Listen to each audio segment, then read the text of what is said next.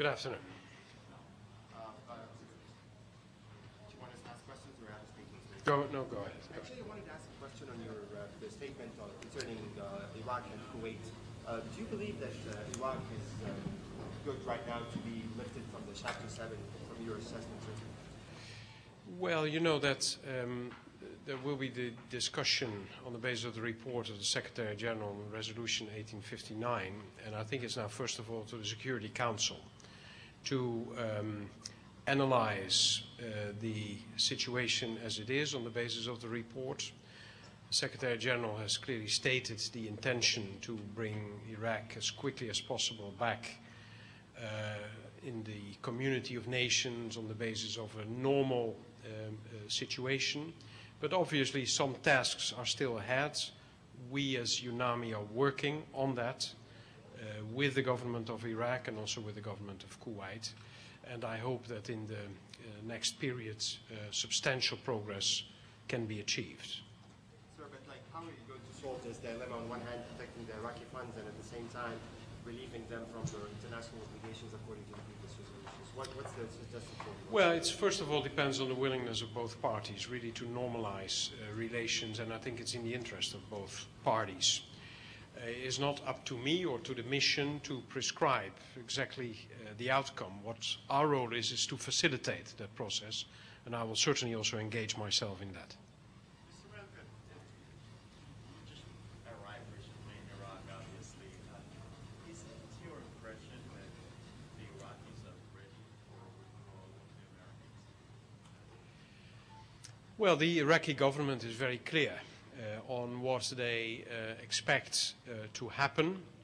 I believe there's also clear understanding between the Iraqi government and the government of the United States, and that leads each and everyone in dealing with the implications of that situation. But are they ready? Will they be, is there enough infrastructure there from the government point of view, from the security point of view, from all those actually be ready for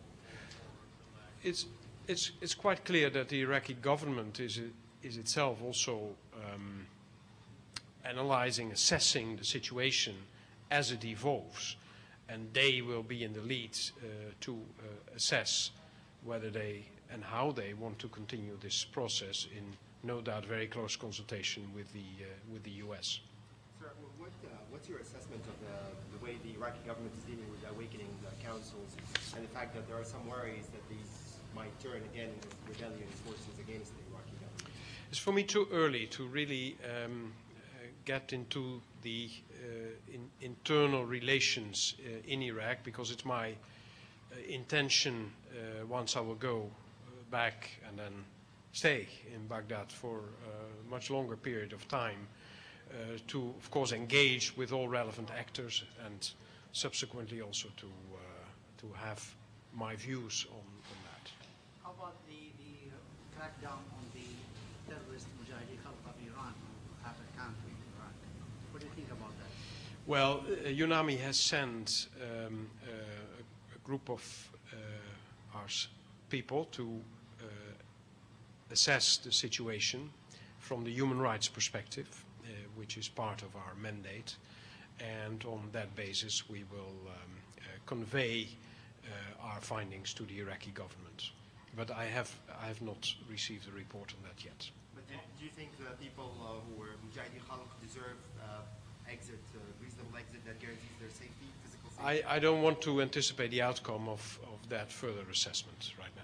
What's going to be UNAMI's role with the issues brought up by the Kurdish constitution and the way it talked about its territory, and also what people call the bunker, you can call it whatever you want, whatever the UN's proposed new building in Baghdad. What's the status of that? How much is it going to cost? How much money has been committed to it?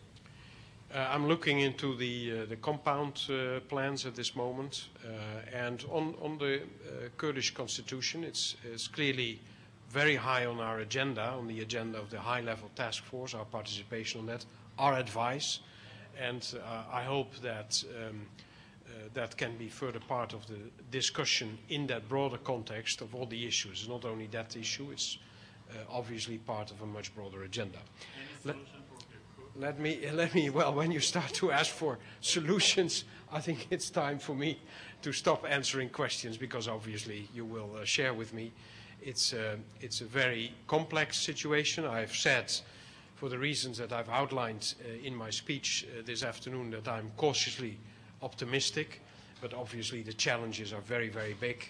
So I prefer now first to start to do my work, and no doubt we'll have the opportunity to share my views and impress